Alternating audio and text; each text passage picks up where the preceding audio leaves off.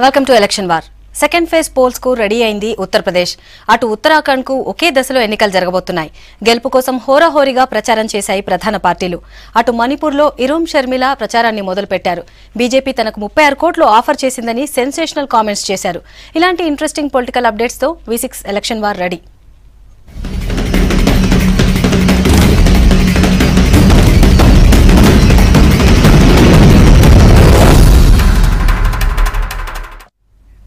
పదకొండు జిల్లాలు 67 నియోజకవర్గాలు. ఉత్తరప్రదేశ్ రెండో విడత ఎన్నికలకు రెడీ అయింది. ఫస్ట్ ఫేజ్ లో రికార్డు స్థాయిలో పోలింగ్ జరగడంతో రెండో విడతలోనూ ఓటింగ్ శాతం పెరిగే అవకాశం ఉందని అంచనా వేస్తున్నారు. మరోవైపు పోలింగ్ కోసం భారీగా సెక్యూరిటీ ఏర్పాట్లు చేసింది ఎన్నికల సంఘం.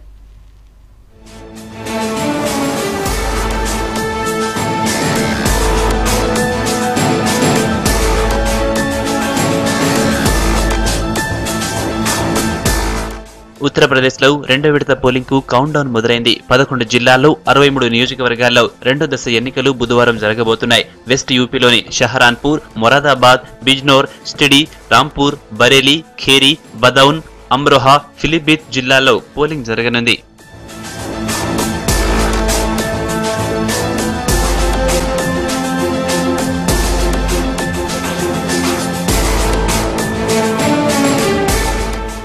ఫస్ట్ ఫేజ్ లో 64% పోలింగ్ నమోదవడంతో సెకండ్ ఫేజ్ లోనూ ఓటింగ్ శాతం పెరిగే అవకాశం ఉందని అంచనా వేస్తున్నారు. మొత్తం 67 స్థానాల్లో 795 మంది అభ్యర్థులు బరిలో ఉన్నారు. 2,28,00,000 మంది ఓటర్లు తమ ఓటు హక్కును వినియోగించుకోబోతున్నారు.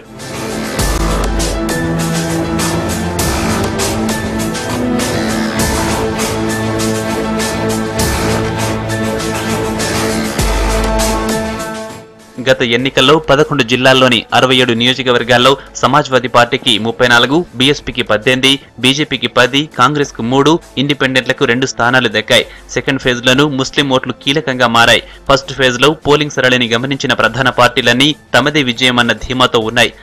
ఎవరికి వాళ్లు మాదే లీడ్ అని ప్రకటించుకున్నాయి. మరి 2 విడతల్లో ఓటర్ల తీర్పు ఎలా ఉండబోతుందో చూడాలి.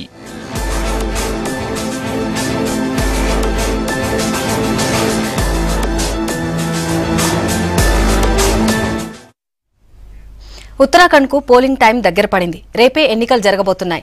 ఉత్తరాఖండ్ బరిలో బీజేపీ, కాంగ్రెస్ రెండింటి మధ్య హోరాహోరీ పోరు జరుగుతోంది. మరి ఎన్నికల్లో గెలిచేదెవరు? 5 ఏళ్లకోసారి ప్రభుత్వాన్ని మార్చే ఉత్తరాఖండ్ ఓటర్లు ఈసారి ఎలాంటి తీర్పునివ్వబోతున్నారు?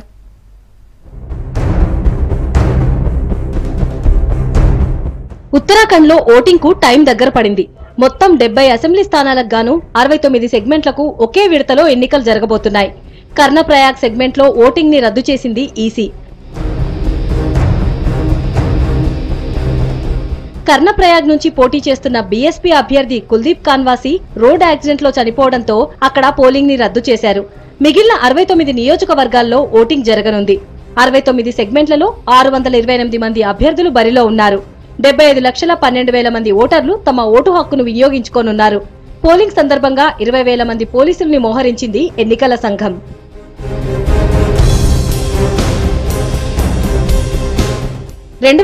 ఎన్నికల్లో మొత్తం 70 సీట్లలో బీజేపీ, కాంగ్రెస్ పోటీ చేశాయి. 2 పార్టీల మధ్య జరిగిన హోరాహోరీ పోరులో బీజేపీ 31, కాంగ్రెస్ కు 32 స్థానాలు దక్కాయి.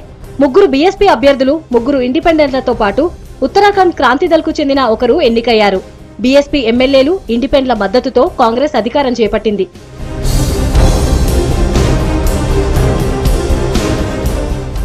నిజానికి 2012లో విజయ్ బహుగుణ నేతృత్వంలో కాంగ్రెస్ సింగిల్ లార్జెస్ట్ పార్టీగా అవతరించింది. అయితే ఉత్తరాఖండ్ వరదలతో విజయ్ బహుగుణ డీఫేమ్ అయ్యారు. దాంతో ఆయన్ని దించి హరీష్ రావత్ ను సీఎం చైర్ లో కూర్చోబెట్టింది కాంగ్రెస్ హైకమాండ్. హరీష్ రావత్ హయాంలో ఉత్తరాఖండ్ లో కాంగ్రెస్ బలోపేతమైంది. అడ్మినిస్ట్రేషన్ పై పట్టు సాధించారాయన. గర్వాల్ హిల్స్ నుంచి సీనియర్ నేతలంతా బీజేపీలో చేరినా కాంగ్రెస్ షేక్ అవ్వలేదంటే అది హరీష్ రావత్ చలవే. గర్వాల్ హిల్స్ నుంచి పెద్ద ఎత్తున కాంగ్రెస్ సీనియర్ నేతలు బీజేపీలోకి జంప్ అవడంతో గతేడాది మార్చిలో మోడీ ప్రభుత్వం ఉత్తరాఖండ్ లో రావత్ సర్కార్ బలం లేదని రాష్ట్రపతి పాలన విధించింది.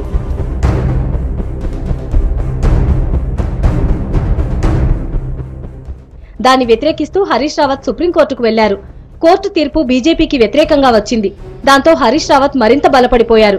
ఇప్పుడు రాహుల్ గాంధీ రావత్ కు అన్ని విధాలా అండగా ఉన్నారు. 11 నియోజకవర్గాల మీదుగా 75 కిలోమీటర్ల మేర రాహుల్ నిర్వహించిన రోడ్ షో కలిసొస్తుందని కాంగ్రెస్ భావిస్తోంది. ఇక హరీష్ రావత్ అన్ని తానే పార్టీని నడిపించారు. సంక్షోభం సమయంలో కాంగ్రెస్ శ్రేణులన్నీ రావత్ వైపే నిలబడటం హైలైట్. అయితే అవినీతి ఆరోపణలు రావత్ కు వ్యతిరేకంగా మారాయి. దానికి తోడు టర్మ్ కి ప్రభుత్వాన్ని మార్చడం ఉత్తరాఖండ్ ఓటర్ల స్పెషాలిటీ. ఆ సెంటిమెంట్ వర్కౌట్ అయితే హరీష్ రావత్ నేతృత్వంలోని కాంగ్రెస్ మళ్లీ అధికారంలోకి రావటం కష్టమే.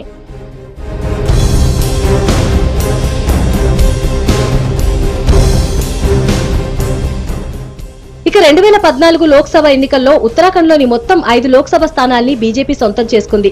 నాటి హవానే ఇప్పుడు కొనసాగుతుందని భావిస్తోంది. ప్రధాని నరేంద్ర మోడీ ఉత్తరాఖండ్లో 5 భారీ బహిరంగ సభల్లో పాల్గొన్నారు. Party chief Amit Shah 12 election ర్యాలీల్లో పాల్గొన్నారు. రాజ్నాథ్ సింగ్, జైట్లీ లాంటి సీనియర్ నేతలు చాలా మందే ఉత్తరాఖండ్లో ప్రచారం చేశారు. ఉత్తరాఖండ్ ని టూరిస్ట్ ప్లేస్ గా మార్చేందుకు అన్ని విధాలా సాయం చేస్తామని, తమ వల్లే అభివృద్ధి సాధ్యమని ప్రచారం చేసింది బీజేపీ.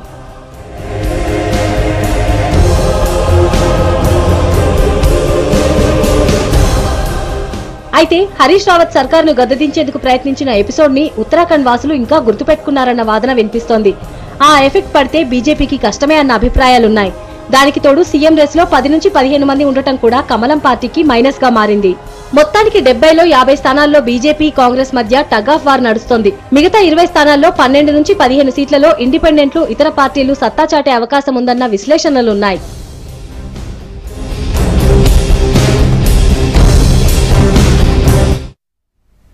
ఇరోం షర్మిల, మణిపూర్ ఆశాకిరణం. 16 ఏళ్ల దీక్ష తర్వాత రాజకీయాల్లో అడుగుపెట్టి సంచలనాలకు కేరాఫ్ గా మారిన ఉక్కు మహిళ. People's Resurgence and Justice Alliance పేరుతో పార్టీ స్థాపించి ఏకంగా సీఎం ఇబోబీ సింగ్ పై పోటీకి దిగుతున్నారామె. లేటెస్ట్ గా మరో సంచలనానికి తెరతీశారు. తాను దీక్ష విరమించిన కొన్ని గంటల్లోనే బీజేపీ తనతో బేరమాడిందని, సీఎం ఇబోబీ సింగ్ పై పార్టీ తరఫున పోటీ చేస్తే 36 కోట్లు ఇస్తామని ఆఫర్ చేసినట్లు తెలిపారు.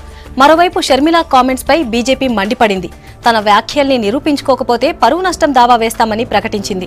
వచ్చే నెల 4, 8న 2 విడతల్లో మణిపూర్కు ఎన్నికలు జరగబోతున్నాయి.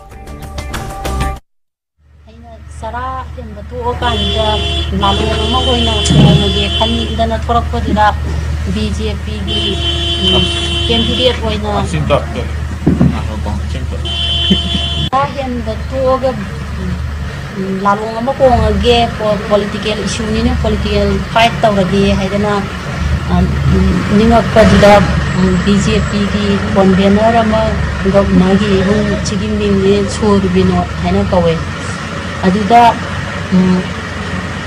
tasena vote si kage haita di sanari ba system oiri ba sidi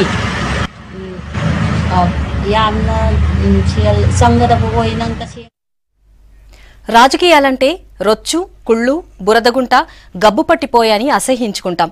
అవినీతికి కేరాఫ్ గా మారాయని తిట్టుకుంటాం. వాటికి దూరంగా ఉంటాం. దేశంలో కోట్లాది మంది ఫీలింగ్ అదే. కానీ రాజకీయాల్లో కుళ్ళును కడిగేస్తానంటున్నాడో యువకుడు. అవినీతికి పాడకడతానని శపథం చేశాడు.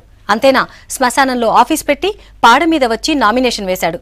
యూపీ ఎన్నికల్లో హాట్ టాపిక్ గా మారిన ఆర్తి బాబా అలియాస్ రంజన్ యాదవ్ పై స్పెషల్ స్టోరీ.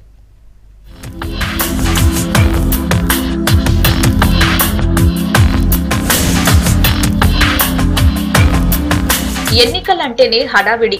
నామినేషన్ల నుంచి మొదలై పోలింగ్ దాకా ప్రచారాన్ని కొత్త పుంతలు తొక్కించాలి. ఓటర్ల అటెన్షన్ తమ వైపు తిప్పుకోవాలి. కార్లు, కాన్వాయ్లు, కార్యకర్తలు, జెండాలు, ఫ్లెక్సీలు.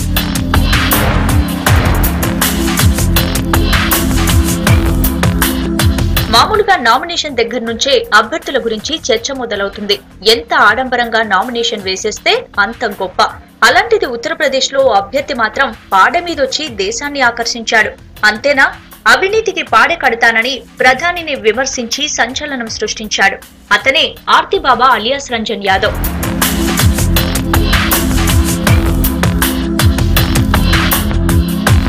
రంజన్ యాదవ్ ముందు నుంచి డిఫరెంటే. అసెంబ్లీలో అడుగు పెట్టాలని శ్మశానంలో ఆఫీస్ పెట్టాడు. నలుగురు మోస్తే పాడపై వచ్చాడు. అవసరమైన పత్రాలను ఎన్నికల అధికారికి సమర్పించాడు. పోగు చేసిన చిల్లర నాణాలు తెచ్చి డిపాజిట్ కట్టాడు. రంజన్ యాదవ్ ఇప్పుడు చౌరీ చౌరాలో ఇండిపెండెంట్ అభ్యర్థి.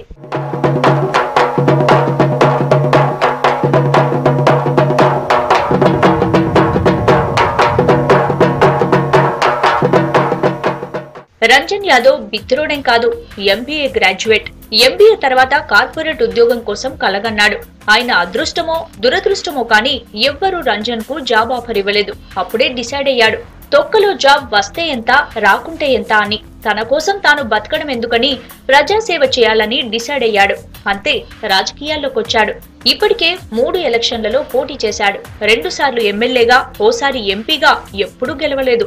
అలాగని నిరాశపడను లేదు. మళ్ళీ మళ్ళీ ట్రై చేస్తున్నాడు. ये हमारा उद्देश्य ये है कि जो आज देश में ये भ्रष्ट नेताओं के द्वारा सदन में पहुंच के जो पूरे देश की राजनीति को गंदा कर दिए हैं, आज उसी गंदी राजनीति का ये अर्थी है। ये हमारे भ्रष्ट नेताओं की अर्थी है, ये भ्रष्ट व्यवस्था की अर्थी है। इसीलिए मैंने अपना चुनाव कार्यालय भी शमशान घाट पे खोला है। इस बार मैं सर्व संभाव पार्टी से चुनाव लड़ रहा हूं, जिसका चुनाव चिन्ह टायर है।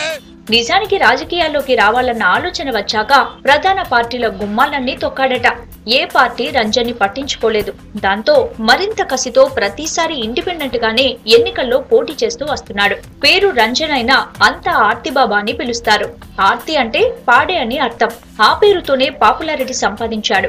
ఆయన ఆరాటాన్ని చూసి సర్వసంభవ్ పార్టీ టికెట్ ఇచ్చింది. దాంతో గోరఖ్పూర్ దగ్గరలోని చౌరీ చౌరా నియోజకవర్గం నుంచి ఎమ్మెల్యేగా ఆర్తిబాబా నామినేషన్ వేశాడు. రాజకీయాల్లో అంతా అవినీతి పరులు చేరారని ఆయన నిప్పులు చెరిగారు.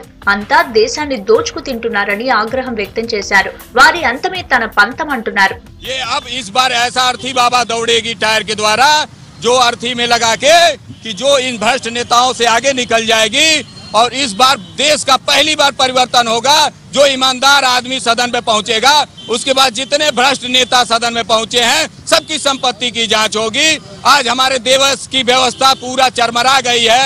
सिर्फ करप्शन है, जितना अधिकारी हैं सिर्फ पैसा लूटते हैं, और जितने भ्रष्ट नेता अपनी जायदाद बढ़ाने के लिए चुनाव लड़ते हैं, कोई शरीफ आदमी नहीं जाता है। पूरे भारत का मैं इकलौता ऐसा व्यक्ति हूँ जो ईमानदारी से 10 साल से काम कर रहा हूँ। भाई अर्थी एक परिक्रात्मक भ्रष्ट की व्यवस्था प्रतीक है। ये भ्रष्ट राजनीति की ये अर्थी है। రంజన్ యాదవ్ అలియాస్ ఆర్తిబాబా తన ఆఫీసుని శ్మశానంలో ఏర్పాటు చేశారు. అక్కడి నుంచి నలుగురు మోసుకు వస్తుంటే పాడ మీద కూర్చుని బయలుదేరారు. ఆర్తిబాబా నినాదం రామ్ నామ్ సత్యహే. ఆ పాడే అవినీతి పరులకు సింబల్ అని అంటున్నాడాయన. పాడ మీద మోసుకుపోతున్నది అబద్ధాల కోరుల శవాలని, అవినీతికి అలవాటు పడ్డ రాజకీయ నాయకుల పాడ కడతానని అంటున్నారు. చివరికి ప్రధానమంత్రి నరేంద్ర మోడీ కూడా అబద్ధాలు మాట్లాడిపోయారని నిప్పుడు కక్కారు. 70 నియోజకవర్గాలు, 700 మందికి పైగా అభ్యర్థులు. కాంగ్రెస్ బీజేపీ మధ్య డూ ఆర్ డై ఫైట్. మధ్యలో బీఎస్పీ, ఉత్తరాఖండ్ క్రాంతిదల్, ఇండిపెండెంట్లు. ఉత్తరాఖండ్ పొలిటికల్ ఫైట్ ఆసక్తి రేపుతోంది. టర్మ్ కి ప్రభుత్వాన్ని మార్చే ఉత్తరాఖండ్ ఓటర్లు ఈసారి ఎవరి వైపు మొగ్గు చూపుతున్నారు? బీజేపీ గెలుస్తుందా, లేక గతేడాది ఉత్తరాఖండ్తో బీజేపీ ఆడిన గేమ్తో కాంగ్రెస్ గెలవబోతుందా అన్నది సస్పెన్స్ గా మారింది. ఉత్తరాఖండ్ ఓటర్ల మనోగతమేంటి? డెహ్రాడూన్ నుంచి మా కరెస్పాండెంట్ భరత్ అందిస్తున్న గ్రౌండ్ రిపోర్ట్.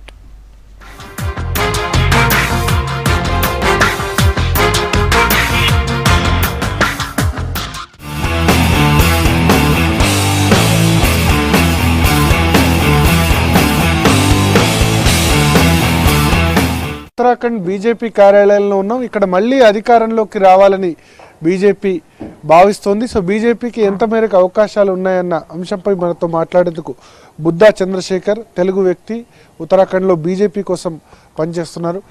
ప్రధానంగా అంటే మీరు చాలా ఏరియాస్ కూడా ఇక్కడ తిరిగారు, దాదాపు 5-6 నెలలుగా ఇక్కడే ఉన్నారు ఉత్తరాఖండ్లో. ఏంటి ఇక్కడ ఒక న్యూట్రల్ పర్సన్గా చెప్పండి, ఇక్కడ ప్రజలు ఎదుర్కొంటున్న ప్రాబ్లమ్స్ ఏంటి? మేజర్గా ఉత్తరాఖండ్ అనేది టూరిజం పైన బేస్ అయిన ఒక స్టేటు. సో టూరిజం అనేది కొంచెం బాగా దెబ్బతినింది. రెండోది వ్యవసాయం అనేది దిగుబడి కానీ లేకపోతే వ్యవసాయం చేసే ఇది కానీ ప్రోత్సాహకాలు కానీ చాలా వరకు తగ్గించబడ్డాయి. కేదార్నాథ్ వరదల టైంలో అక్కడ నుంచి దీన్ని ఒక స్టెప్ బై స్టెప్ ప్రొసీజరల్గా దీన్ని రికవరీ అనేది చేయలేదు. సో దాన్ని అలాగే వదిలేశారు. మీరు ఇప్పుడు పైకి చూస్తే కనుక ఇప్పటికి కూడా సిచ్యువేషన్స్ అలాగే ఉన్నాయి. అదేవిధంగా ఈ యువతకి ఒక ప్రణాళిక పరంగా ఏ విధంగా జాబ్ ప్రొవైడ్ చేయాలనేది లేకపోవడం వల్ల వీళ్ళందరూ మైగ్రేట్ అయిపోయి ఢిల్లీ, వేరే అదర్ స్టేట్స్కి వెళ్ళి అక్కడ జాబ్స్ చూసుకోవడం అనేది చేస్తున్నారు. సో అంటే మీరు అధికారంలోకి వస్తే మళ్ళీ దీన్ని టూరిజం స్టేట్గా పూర్తి స్థాయిలో అన్ని 365 days టూరిజం స్టేట్గా తీర్చిదిద్దుతారన్న హామీ మీద మీరు ఎలక్షన్లోకి వెళ్తున్నారా? మెయిన్గా ఇక్కడ జాబ్ జనరేషన్ అనేది ఈ టూరిజం అనే దాంతో లింక్ చేస్తే ఈ రెండు లింక్ అప్ అవడం వల్ల విదేశాల నుంచి కూడా చాలామంది వస్తారు. అదేవిధంగా ఇండియాలోంచి వేరే స్పాట్స్కి ఇక్కడికి వస్తారు. So tourism plus job generation ఈ రెండింటిని బేస్ చేసుకొని మేము ఇక్కడ వికాస్ అనేది చేయాలని ప్లాన్ చేసుకున్నాము.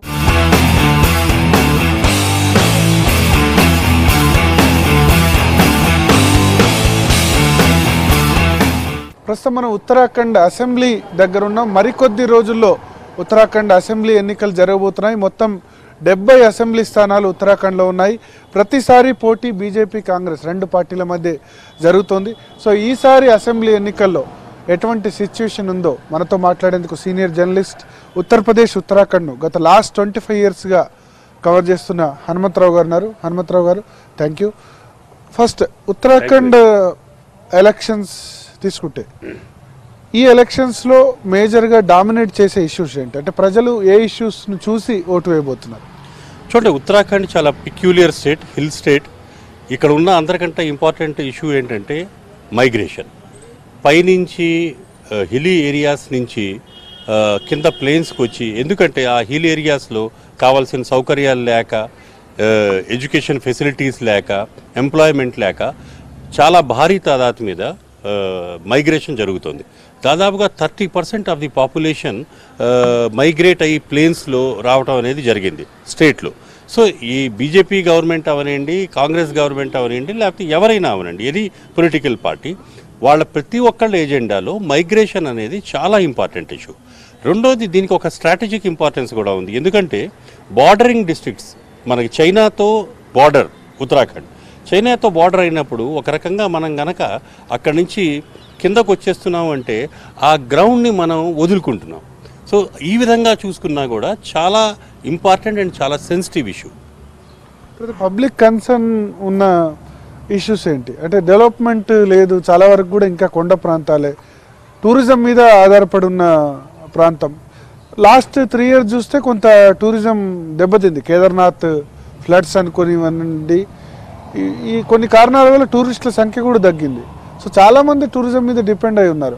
అది కూడా ఎలక్షన్ ఇష్యూ కాబోతుందా? చూడండి, ఉత్తరాఖండ్లో బేసిక్లీ మీకు అగ్రికల్చరల్ ల్యాండ్ ఈజ్ ఓన్లీ 14%. కాబట్టి ఇక్కడ ఏంటంటే ఎక్కువగా హార్టికల్చరు, వివిధ పశుపాలన, ఇవన్నీ చాలా చిన్న చిన్న ఉద్యమాలు ఉన్నాయి. ఇక్కడ పెద్ద గొప్ప ఉద్యోగాలు లేవు. కాబట్టి ఏంటంటే మనుషులకి కావాల్సింది గుడ్ గవర్నెన్స్. అందరికంటే ఎక్కువ ఇంపార్టెంట్ ఏంటంటే గుడ్ గవర్నెన్స్. మీరు యూపీ లాగా ఇక్కడ క్యాస్ట్ ఈక్వేషన్స్ అవి కొద్దిగా తక్కువ. ఎందుకంటే రెండు, ఇప్పుడు బీజేపీ అండ్ కాంగ్రెస్, ఇది యాక్చువల్గా అయితే ఒక రకంగా చెప్పాలంటే ఇది upper caste dominated state. 30 to 33% Brahmin voters ఉన్నారు. అట్లాగే ఠాకూర్ ఓటర్స్ ఇదిగోని 40 to 45% ఉన్నారు. So almost 75% voters are upper caste voters. దేశంలో మిగతా రాష్ట్రాలతో పోలిస్తే కొంత అప్పర్ కాస్ట్ డామినేటెడ్ స్టేట్ గా పూర్తిగా ఇది upper caste dominated state. And ఇద్దరు పార్టీస్ కి ఓట్ బ్యాంక్ ఇదే అప్పర్ కాస్ట్. రాజ్పూతులు Brahmins, they are the major communities. ఇద్దరికి ఓట్ బ్యాంక్ చేసేది ఇదే. ముస్లిం పాపులేషన్ చాలా తక్కువ ఉంది. కాబట్టి కాంగ్రెస్ బీజేపీ ఓటు బ్యాంక్ని కనుక మనం చూస్తే same vote bank is for they. మీరు చూడండి, గత ఎలక్షన్స్లో కూడా చూసినా కాంగ్రెస్కి 32% వచ్చింది, బీజేపీకి 31% వచ్చింది. థర్డ్ పార్టీ ఏంటంటే బహుజన్ సమాజ్ పార్టీ. బహుజన్ సమాజ్ పార్టీ కూడా ఇదిగోని ఒక 10% ఓట్ పుల్ చేస్తుంది. సో క్యాస్ట్ ఈక్వేషన్ ప్రకారంగా చూసుకున్నా కూడా ఇద్దరు మేజర్ పొలిటికల్ పార్టీస్కి ఎటువంటి అడ్వాంటేజ్ అనేది లేదు. సో ప్రజలు ఏంటంటే గుడ్ గవర్నెన్స్, ఏ పార్టీ కనుక మంచిగా గవర్నెన్స్ చేసి వాళ్ళ ఇష్యూస్ అడ్రస్ చేయగలుగుతుందో ఆ పార్టీని ఇక్కడ తీసుకొస్తున్నారు. అంటే ప్రతిసారి ఏమవుతుంది, 5 సంవత్సరాలు కాంగ్రెస్ ఇవ్వటం, ఆ తర్వాత మళ్ళీ 5 సంవత్సరాలు బీజేపీ, మళ్ళీ 5 సంవత్సరాలు కాంగ్రెస్, 5 సంవత్సరాలు బీజేపీ. ఏంటంటే స్టిల్ దిస్ ఇండికేట్స్ కి ఇక్కడ ఏ పార్టీ వచ్చినా ప్రజలు వాళ్ళ సాటిస్ఫాక్షన్ లెవెల్ ప్రజలకి ఆ రకంగా అంత గొప్పగా లేదు. Harish Rawat is a very seasoned politician. ఇక్కడ ఆయన చాలా కాలం నుంచి, ఆయన 1980s నుంచే పాతుకుపోయి ఉన్నాడు. ఆయన 2002లో కూడా కాంగ్రెస్ని మెజార్టీలో తీసుకొచ్చాడు. కానీ అన్ఫార్చునేట్లీ ఆయన చీఫ్ మినిస్టర్ నారాయణ దత్ తివారీ అవటంతో ఆయన ఒక కీలక పాత్ర వహించలేకపోయాడు. కానీ 2012లో గెలిచినప్పుడు హరీష్ రావత్కే చీఫ్ మినిస్టర్షిప్ ఇస్తారని చెప్పి అనుకున్నారు. కానీ అక్కడ కూడా మళ్ళీ విజయ్ బహుగుణాన్ని తీసుకొచ్చారు. తీసుకొచ్చిన తర్వాత విజయ్ బహుగుణ ఆఫ్టర్ ఈ ఆపద, కేదార్నాథ్లో వచ్చిన ఆపద తర్వాత ఆ మిస్మేనేజ్మెంట్తో విజయ్ బహుగుణాన్ని తీసిన తర్వాత అప్పుడు హరీష్ రావత్కి ఛాన్స్ వచ్చింది. సో ఒక రకంగా చూడాలంటే Harish Rawat as a chief minister కి ఎప్పుడు 5 years ఫుల్ టర్మ్ దొరకల ఆయన అసెస్మెంట్ చేయాలంటే. బట్ స్టిల్ ఆయన 2 years టర్మ్ని గనక మనం తీసుకుంటే 50-50, it is a 50-50 equation. On certain issues people are happy, but on certain issues people are not happy. ఏ ఇష్యూస్ మీద హ్యాపీగా ఉన్నారు, ఏ ఇష్యూస్ మీద వ్యతిరేకత? చూడండి, ఒకటి ఏంటంటే government, Harish Rawat government corruption free government అన్ని మటుకు పేరు రాల. ఎక్కడో అక్కడ గవర్నమెంట్లో ఒక రకమైన క్లీన్ ఇమేజ్ లేదు. ఓకే, హరీష్ రావత్ అందులో ఇన్వాల్వ్ ఉన్నాడా లేడా అనేది వేరే విషయం. కానీ కాంగ్రెస్ ప్రభుత్వం నిజాయితీగా పనిచేసింది అనే పర్సెప్షన్ పబ్లిక్లో లేదు. పాజిటివ్గా ఉన్న అంశాలు ఏంటి? కొద్దిమంది వెల్ఫేర్ యాక్టివిటీస్ బాగానే చేశాడు అంటారు. కరెక్ట్. ఈ విషయంలో హరీష్ రావత్ ఒక అందరికంటే పెద్ద మేజర్ అడ్వాంటేజ్ ఏంటంటే హరీష్ రావత్తో పాటు he is a good seasoned politician, able administrator. And రెండోది ఏంటంటే ఆయనకి ఒక రకంగా ఆర్గనైజేషన్ మీద కూడా ఒక చాలా స్ట్రాంగ్ గ్రిప్ ఉంది. ఈ రకంగా ఆయన చూసుకుంటే he is the biggest face in Uttarakhand. బీజేపీలో ఫేసెస్ ఉన్నారు కానీ వాళ్ళు ఒకళ్ళు ఎట్లా వాళ్ళని డౌన్ చేద్దాము, ఒక రకమైన మీ దగ్గర మీరు చూడండి, ఒక 5 chief minister candidates are there, 5 ex chief ministers are there. Khanduri ఉన్నాడు, నిశంక్ ఉన్నాడు, కోశ్యారి ఉన్నాడు, విజయ్ బహుగుణ చేరుకున్నాడు, ఎన్డీ తివారీ కూడా బీజేపీకి క్లోజ్ అయ్యారు. ఇంతమంది నాయకులు ఉండడం వల్ల బీజేపీకి ఏమైనా డిసడ్వాంటేజ్ అయ్యే అవకాశం ఉంటుందా? డెఫినెట్గా. ఎందుకంటే ప్రతివాడు లెగ్ పులింగ్ జరుగుతుంది. ఆ లెగ్ పులింగ్ జరగటం వల్ల రెండోది మీరు చూడండి, చాలా ఇంపార్టెంట్ ఇష్యూ ఏంటంటే ఎలక్షన్కి కరెక్ట్గా 4-5 నెలల ముందర రెబెలియన్ జరిగింది కాంగ్రెస్ లోపల. 13-14 మంది, ఒక 10 మంది ఎమ్మెల్యేలు, 3-4 ఇంపార్టెంట్ లీడర్సు మైగ్రేట్ అయ్యి వాళ్ళు బీజేపీలో వచ్చారు, డిఫెక్ట్ అయ్యి బీజేపీలో వచ్చారు. వాళ్ళు బీజేపీలో డిఫెక్ట్ అయ్యి వచ్చేసరికి 4-5 సంవత్సరాల నుంచి కృషి చేస్తున్న కార్యకర్తలు, అక్కడ ఆ సీట్ నుంచి మనం ఫైట్ చేయాలనుకుంటున్న క్యాండిడేట్స్, వీళ్ళందరూ ఇవాళ రోజున బీజేపీకి వ్యతిరేకంగా రెబెల్ క్యాండిడేట్స్కి లాగా నుంచున్నారు. దానివల్ల బీజేపీకి లోపల చాలా డ్యామేజ్ జరుగుతుంది. కాంగ్రెస్ కూడా చూస్తే ఇప్పుడు హరీష్ రావత్ తప్ప వేరే లీడర్ లేడు. కాంగ్రెస్ అంటే హరీష్ రావత్ అంటే కాంగ్రెస్ లాగా మారిపోయింది. అది కొంత మైనస్ కాదంటారా? డెఫినెట్గా. ఇప్పుడు 10 మంది ఎలక్టెడ్ ఎమ్మెల్యేస్ కాంగ్రెస్ని వదిలిపెట్టి బీజేపీ జాయిన్ అయ్యారంటే 10 విన్నింగ్ క్యాండిడేట్స్ని కాంగ్రెస్ లూజ్ చేసుకుంది. ఇది ఒక వాస్తవమైన మాట. కానీ హరీష్ రావత్కి ఉన్న ఫేస్, హరీష్ రావత్కి ఉన్న పాపులారిటీ అండ్ బీజేపీ చేసిన కొన్ని పనులు అన్డెమోక్రటికలీ కాంగ్రెస్ గవర్నమెంట్ని పడేయటం, డిఫెక్షన్ చేయించటం, ఈ ఇష్యూస్ అన్నిటి మీద కూడా కొద్దిగా పబ్లిక్కి సింపతి ఉందా? అనవసరంగా రాష్ట్రపతి పాలన విధించారు, ప్రభుత్వాన్ని కులదూశారన్న సింపతి ఉందా?